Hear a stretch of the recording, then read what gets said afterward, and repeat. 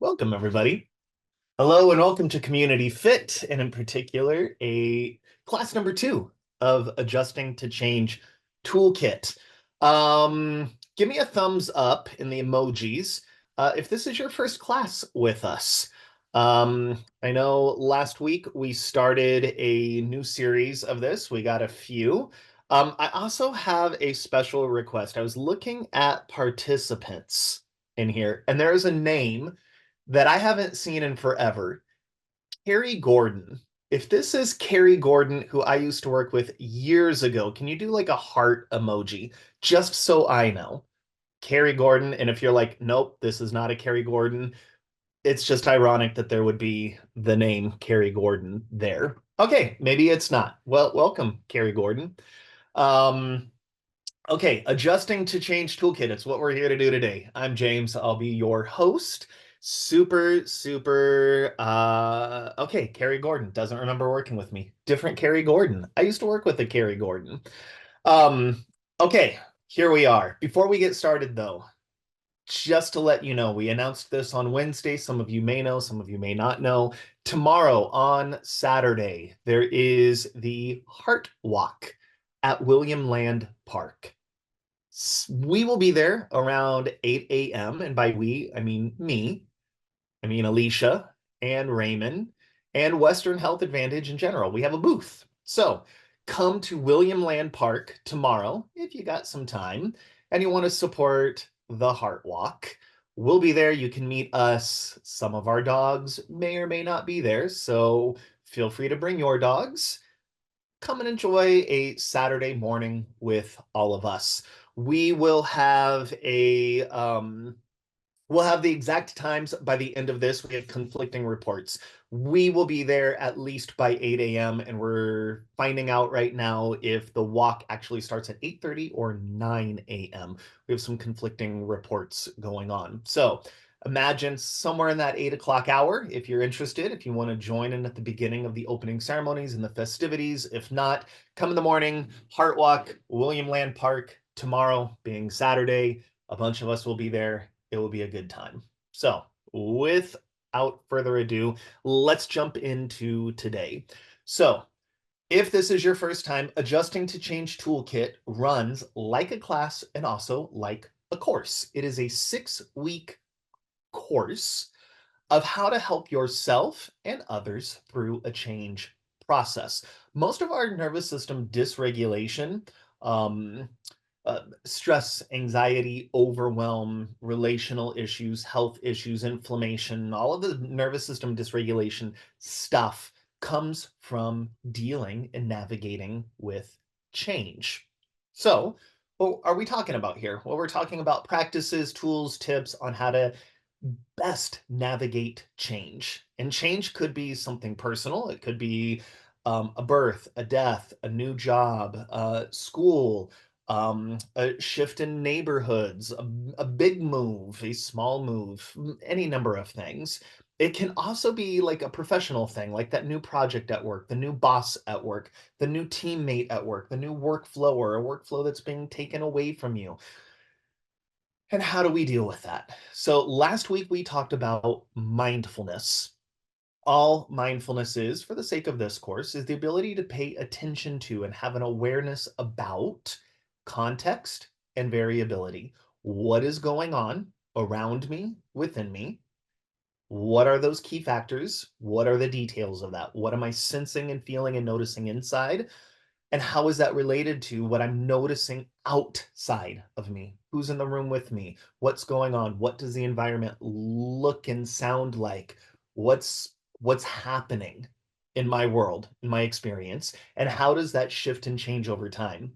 And if I do an intervention, how does that help or support stuff? And that's where we're going today, is what I call a nervous system toolkit of sorts. It's 5 buckets. If you've been with us when we've done community or stress reset or any of the other iterations of nervous system regulation classes, you are likely very, very, very familiar with the toolkit concept, or the 5 categories, as I see it, of somatic or body-based interventions that we can do to support ourselves with nervous system regulation, stress-related change, and or change-related stress, rather, and some ways we can self-support and some things that we can share with others. Now, what we haven't really talked a bunch about in any of the classes is why these things work. Why even bother doing them?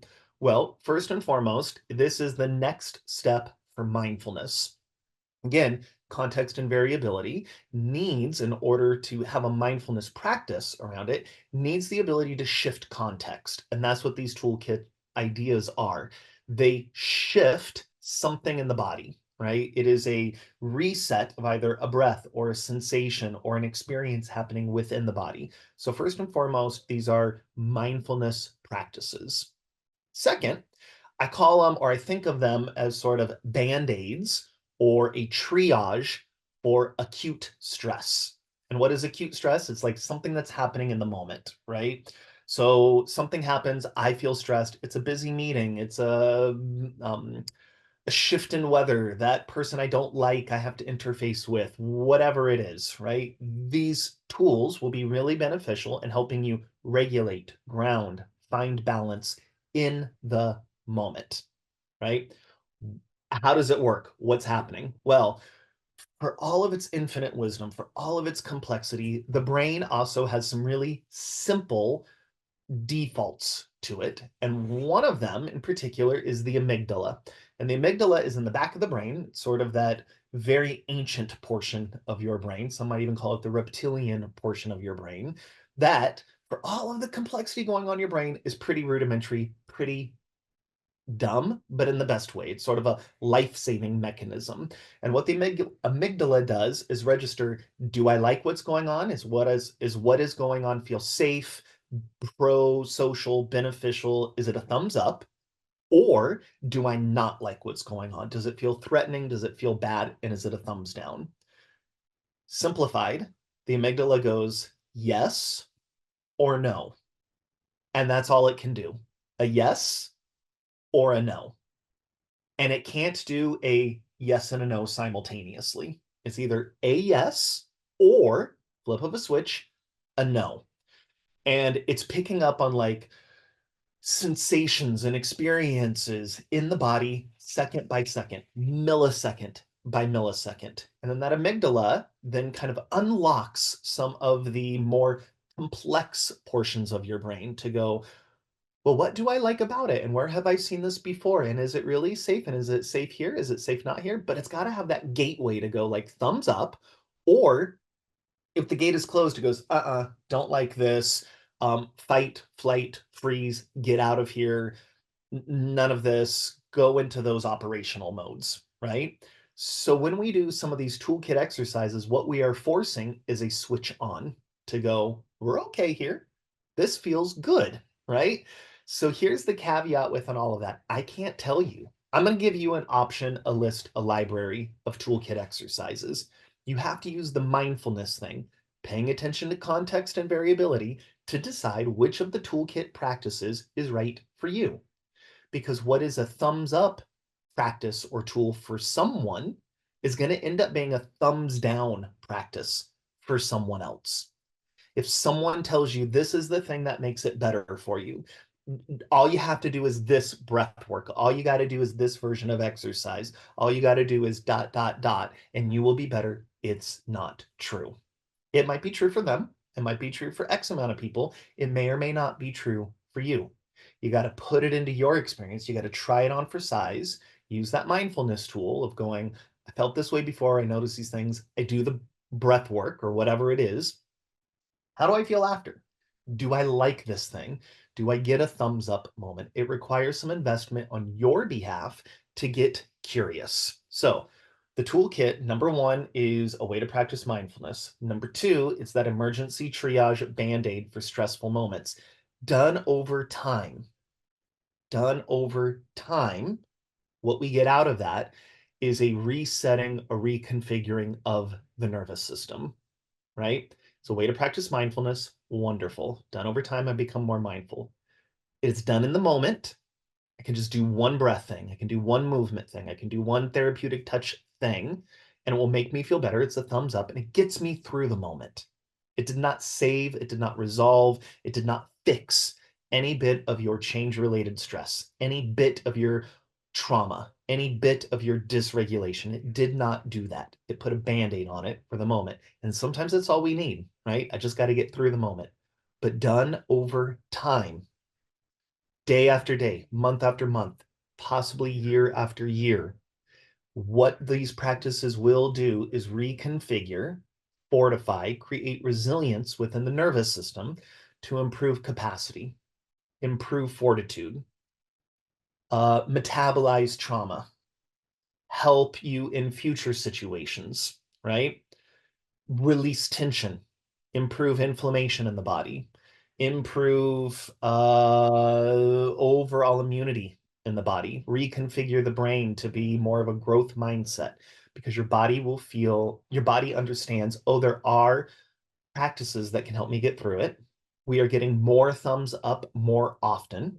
So my body is more resilient and capable of handling the thumbs down moments because I know I have access to more thumbs up moments. So sort of a three-part thing, right? It's a way to practice mindfulness. It's a way to get through the moment and done over time, right? Commitment to the thing. Practice, practice, practice. It becomes a way to improve your overall ability to navigate change and stress and life in general, right? And it starts with just kind of getting in there and playing with this stuff. So let's dive into this, right? We're going to play with the toolkit, but it's got to start with mindfulness. And so here we go. Ideally, if you've been with us for a while, and even just this week, you've been playing with the concept of mindfulness, paying attention to context and variability. And the way we're choosing to do it currently in this class is through the lens of the body. And just noticing, does an area of my body feel good? Does an area of my body feel not so good? Or just noticing in general, what information is in your body right now? What are you just noticing? Does it feel tight? Does it feel loose? Does it feel supported? Does it feel safe? Does it not? And if you're like, I can't feel anything in my body right now, that is also a noticing. I am numb to my physical experience. Isn't that interesting, right? Because when we're like, oh, I don't know, I don't ever feel my body, that is also information. And so just kind of notice that it's really difficult for me, for you, possibly, to sense into the body. And if the physical body is not the thing for you, then jump into the cognitive body. What are my thoughts like right now? Are they racing? Are they perseverating, meaning stuck on something? Am I anxiously thinking about something? Or do I feel kind of like, I'm just present, I'm just here? Am I too busy worried about ... the meeting, the project, the thing I have to do this weekend, dinner plans? What is the nature of my thoughts? Or the emotional body. What's the vibe of the moment? Do I feel relaxed, safe, secure, settled here? Am I happy to be here? Joyful to be here? Content to be here? Or is it something else? Do I feel reluctant to be here? Am I scared? Am I angry? Am I irritated by what James is saying right now? All of those noticing, right? And then after each practice, the invitation is for you to notice again, because that is the thing that's going to go, oh, that breath work really worked well for me. Maybe I should be doing more breath work. Or that breath work did not work well for me. It made me more anxious. I did not like it. It reminds me of that bad experience I had in swim school when I was 7. Whatever it is, right? It's noticing as you're doing the thing, is the context of the moment shifts, what feels good, what doesn't feel good, so that you know the variability. Do I do more of this in the future? Or is this not a practice for me? At least not a practice for me right now. So mindfulness is going to be key as we explore the toolkit exercises. As I said, 5 buckets. The first bucket we're going to start off with is breath work.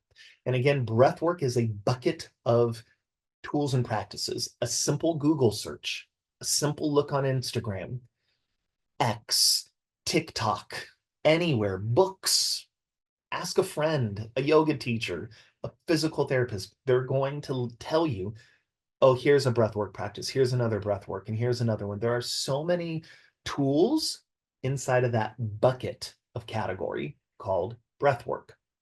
Here's the thing specifically about breath work, and sort of years ago, the inclination for me to go, oh, some of these people teaching this stuff are getting it wrong, right? If I tell you, do this breath work, you'll be better, is a lie. Because case study after case study has shown I can give you a specific breath work, and 50% of the population is going to have a thumbs up moment to it. And another 50% of the population, same breath work, same cueing, same teaching, is going to have a thumbs down to it. Breath work is an invitation for you to sort of try it on and see, right? My favorite breath work exercise that I've taught again and again and again is called the physiological sigh for a number of reasons. Number one, it is studied by a lab at Stanford.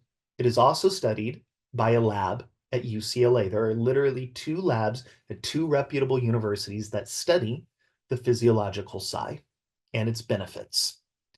You also physiologically sigh, cyclic sigh, sometimes called, naturally every 3 to 5 minutes, whether you are awake or you are asleep. You sigh every 3 to 5 minutes, whether you are awake or whether you are asleep, and you don't even realize you're doing it. Sometimes they're big, sometimes they're small. The only time we don't do it is when we pick up our phone and we're on little screens doing work. And that's what one of the labs, I want to say it's UCLA, is studying. Why do we stop physiologically sighing when we're working on like little tablets? Like, what is it about our nervous system that cannot handle, that cannot do its normal thing when we're on phones and small tablet devices? Computers, you can do it. Smaller and smaller tablets can't do it. So, and you've seen your dogs do it. You've seen your cats do it, right? They're lying around and they, right? It's natural. We all do it. We've seen our partners and our kids do it. So here's how you do it. Physiologically sighing requires a double inhale followed by a single exaggerated long exhalation. Again, that's an inhale, a full capacity inhale, a single long exhalation. If you can go in through the nose, out through the mouth, all the better. But all you got to remember is 2 inhales, 1 exhale, and you're golden. Here's what it might look and sound like for you.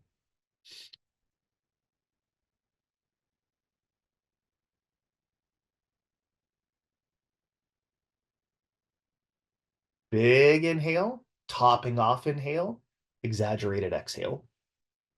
Today, we're going to do about 30 seconds of physiological sigh. Some of you might do 3, some of you might do 4, someone might even do 5. It just depends on breath capacity. So here in just a moment, we're going to inhale, let out a big exhale, physiological sigh for 30 seconds starting now. Inhale.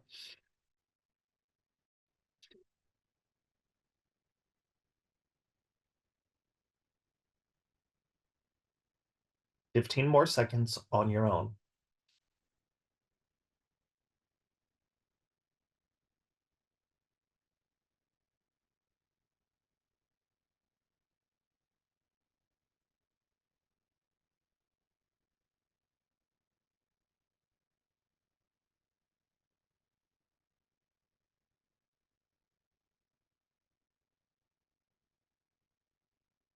And then just notice, how did that experience of a very specific breath work make you feel? Do you like the way it made you feel? What do you notice? And you're noticing, what about that cues you into, I like this? What are the factors in your experience that generate a thumbs up? Like, how do you recognize that? What does a thumbs up feel like to you, sound like to you, taste like to you? What are the thoughts associated with the thumbs up or the vibe? That's for you to discern. But breath work is one of the categories. Physiological sigh has a lot of reasons behind it of why it might be beneficial for you to explore. And if you're like, I like breath work, just not that one, Google, right? We'll look and play with others, but for today, physiological sigh, breath work. Number 2, category bucket number 2 is orientation or sensory foraging. Sensory foraging, again, is just paying attention to like what is going on around me. Your nervous system holds hands with, is interconnected with your sensory systems, meaning sight, sound, taste, touch, interoception, what's going on, proprioception, what's going on as I move, exteroception, what's going on outside of me. And we're just like selectively ignoring that all the time. And you'll see what I mean here in a moment. So for sensory foraging, what we're doing is inviting ourselves to orient to the space we're in. Remember, mindfulness is about context.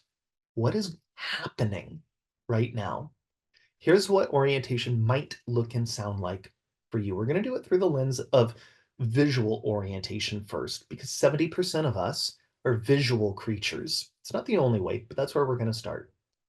I invite you to start looking around your space. What's above you, to the right, behind you, below you?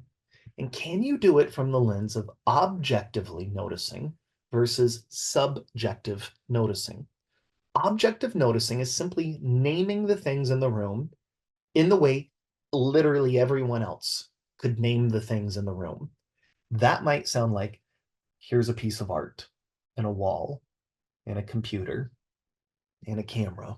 There's a plant and a mirror, more walls and a door, a floor. I'm in my bedroom or in an office bedroom. There's a closet and a plant and a window. There's a dog over here, right? We're naming things. Subjective noticing would be like my dog named Bob, the window that needs cleaning because it's got some spots, a plant I just watered, some stuff on the floor that needs to pick up because it's not where it belongs, a little bit of dust over here, and I should probably wipe that up, right? It's noticing things in a really specific way. So objective noticing, slowing down, and receiving your space a little bit. It's like, what's above me and below me? Paying special attention to windows, doors, and ways to exit the space. Part of sensory foraging is paying attention to intaking signals of safety and non-safety, meaning how would I get out of this space if an imaginary tiger ran in, right? If I felt threatened, how would I get out of here? And my nervous system, your nervous system, just likes to know those things. You might also begin to notice what in this room brings me joy. What can I see here that sparks a little self-interest, a little aliveness? It might be a piece of art, might be a favorite photo, might be a dog or your cat, it might be a loved one, might be just a random artifact that you like, that thing you picked up on a vacation. What things in your space represent joy? And here's what I always tell people. If you're looking around that space, especially if you're in like your cubicle or you're in your home office, or even more so, your living room right now, and you're like, there's not a lot in here that's bringing me joy. I can't find anything. That's a problem, right? You need something in your space, one thing even, that represents a little joy, a little aliveness in all of the spaces. It's like a little anchor for you. Now, I can also orient by closing my eyes and listening. What sounds are present? What's far away? What's close? Here, I can hear there's another meeting going on. My husband's on a call. I can hear the fan. I can hear just some outside street noise, right? I'm just orienting myself to the space. I can kinesthetically orient. How do you know what you're sitting on is what you're sitting on without thinking about it, right? Without going, well, that's obviously the chair I'm sitting on. How is it touching your back? How is it touching your legs? If you had to guess, what is the temperature of your room right now? Where's the breeze coming from? What does the clothing on your body feel like? Is it heavy? Is it soft? Is it stretchy? Is it not? Are your arms exposed? Are your legs exposed? Like what portions are being touched right now? There's so much information in our space that we are just editing out, right? Who saw something new in the space? Or something that they forgot was there, or a new color, or like, oh, I didn't realize it. Who heard something that they weren't paying attention to before? Very few of us are thinking about what the clothing on our body feels like at any given time, unless it's uncomfortable, right? So Breath work, sensory foraging, 2 buckets of categories. Category number 3 is therapeutic touch. Touch is the first thing that we hope for when we're born, and the last thing we hope for as we're passing. And we just don't enjoy it enough. So here's what we do. We bring our hands together, get them warmed. You can place those warm hands either on your jaw, and place them onto your throat, chest, belly, or kind of wherever feels good. Maybe it's one hand on the belly, one hand on the chest.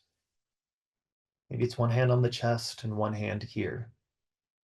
Maybe it's not any of these areas. The areas I just said, jaw, throat, chest, belly, are highly innervated. There's a lot of it's like an information superhighway, right? So I put a little touch here and it sort of immediately goes up into that amygdala to go like, oh, I like it or I don't like it, right? But there are other areas. Hands, forearms, upper arms, face, feet. There's lots of areas that you might enjoy having a little bit of touch. Now, touch can be really like, like massage therapy or touched from a loved one, a hug, petting a dog, right? Any of those things. It could also be really subtle, right? Like what do you know, either you or people do instinctively when they receive shocking news, right? What do you do or have you seen or are aware people do naturally when receiving like uh heartbreaking or important or big news, right? Might do a little bit of this to protect ourselves, right? Therapeutic touch is something you know implicitly that you do, or at least you've seen people do. And it's just taking those tools and going, oh, this is something that I can do. I'm sitting in a meeting, right? And I'm feeling a little stressed. I can just do this, right? No one is going like, oh, look at them do their adjusting to change toolkit exercises, right? It just looks like, oh, that's a natural human thing to do, right? Or, right, it looks like, oh, that person is thinking. What I'm doing is a little therapeutic touch, a little orientation in the moment, right? These are simple tools that we can, again, triage or kind of put into the moment. So we have a breath work, we have an orientation, sensory foraging, and we have a therapeutic touch. The next category is going to be movement. Movement can be really big. It can be exercise. It can be going for walks, going for runs, going for a swim, yoga, Pilates, whatever it is. It can also be bilateral swaying. Gentle rocking right, gentle rocking left. I love this sort of stuff, especially if you're standing. Bilateral sway, rocking right and left, is something a really healthy nervous system does automatically. This to me is a standing in line at a grocery store exercise, right? I can just sway right and left a bit. No one's even going to notice. Standing meetings, right? You're standing around, you're having an important conversation. Could just be like a little bit of this, right? No one is going to think anything of it. But what you're doing is resourcing your nervous system. You're addressing what your nervous system needs in the moment. So which one so far has worked for you? Is it a breath work? Is it therapeutic touch? Is it an orientation? Is it a movement? Which ones? The last one, super simple, also super difficult. It's vocalizations. Vocalizations is literally what it sounds like, making noise. And it can be as simple as a sigh. Different than a physiological sigh. That's sort of like got a breath work associated, but a sigh. Right? How many people sigh or make noise? I know I'm one of them. And how many people have like partners or friends or loved ones go, oh, what's wrong? Right? Sometimes it's nothing. Sometimes it's just your nervous system like offloading. It can also be a hum.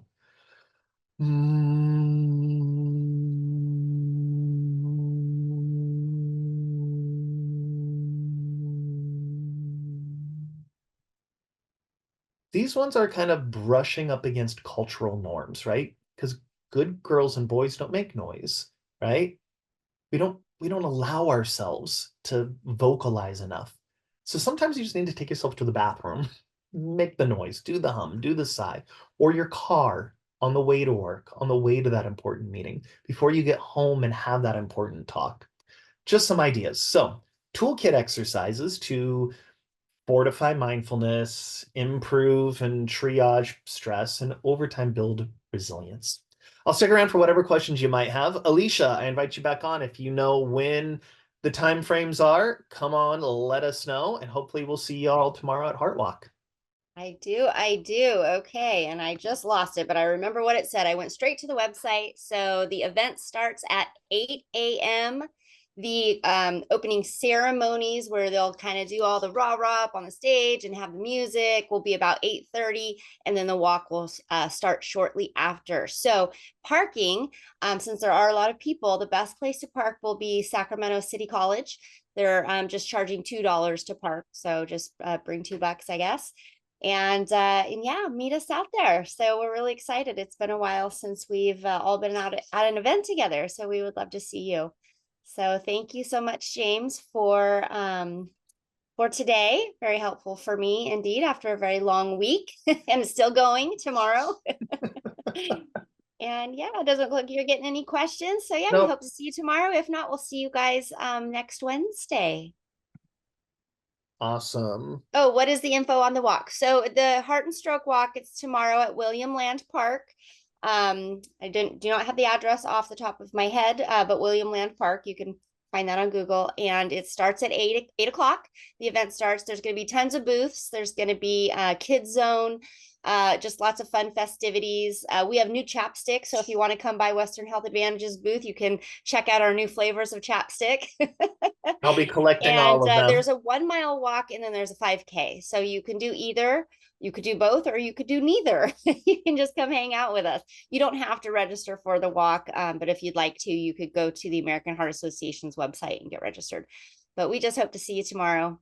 And it's going to be a beautiful day. All Yeah. right. Thank you. All We have right. a question about notes on this. No, this particular class slash course does not have any notes. We just present it as the 6 week series. The good news is that since we're doing what we've kind of changed the format from how we're doing CommunityFIT this go around versus what we have historically done. Historically, we've done like long segments, so 12 weeks to 6 months of classes. This go around, we're having 6 weeks. We'll take, remind me, Alicia, is it like 2 weeks off and then coming back for 6 weeks? So this material will be presented again here in a bit, and then kind of we're being really permissive in how it needs to shape. If we have a bunch of repeat people, we'll have a lot more added, and there will be a lot of repeat information in there. So you'll have a chance to sort of explore and play with the same stuff over and over and over again. Right. And we will eventually have the recordings up on YouTube. So they're Right. not going to be up probably until after the 6 week session. But as soon as we get them up, we'll let you know. If you want to go check out some past classes, that all of James' work, it's all very similar. It shifts and changes just Right. here and there, but you can go find a lot of this information in our past classes on our YouTube channel. And if you'd Right. like, wait just a moment, I will grab that link for you. Awesome. And while you're grabbing that, Alicia, we have a couple of questions. Can I review the five again? The five buckets of categories are breath work, orientation or sensory foraging, like tapping into your environment, therapeutic touch, movement, and movement can be big movement like exercise, running, yoga, Pilates, swimming, whatever it is, whatever you find beneficial. Again, running for someone might be good for their nervous system, and running for someone else might not be good for their nervous system. Or it can be subtle movement, small movement, rocking side to side, shaking. We'll do other I like stuff that. today. We presented bilateral sways, but there are a number of small, subtle movements. And vocalization, literally making noises. It can be a sigh, it can be a hum, it can be saying the word or the mantra that you need to get off your chest. One of the best exercises for vocalization, singing. Singing in the shower, singing in the car, singing in general, really, really good for the nervous system. Any resources I can share, there are a ton of them. You can type in, you can Google somatic practices. That's where a lot of this stuff is based in. You can also find me, James at jamescrader.com. It's my email. You can reach out there, and we have a bajillion, Alicia posted them, a bajillion recordings. That's right. And there's James' email as well. Awesome. Hopefully I did it right. Yep. Yep. All Cool. right, everyone. Thanks. See you tomorrow. Thank you, everybody. Bye.